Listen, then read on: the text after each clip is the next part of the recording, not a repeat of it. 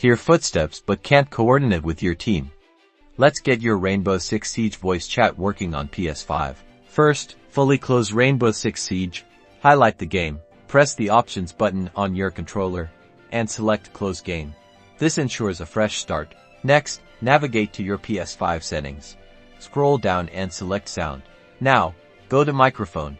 Make sure your preferred microphone is selected as the input device. Then, go to Volume and adjust the input level until the indicator is in the middle range when you speak.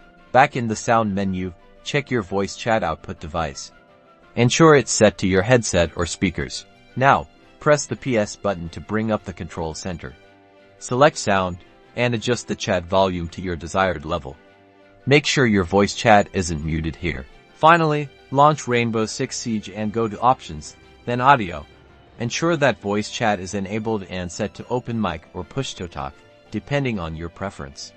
Verify the input and output device are also correctly selected here as well.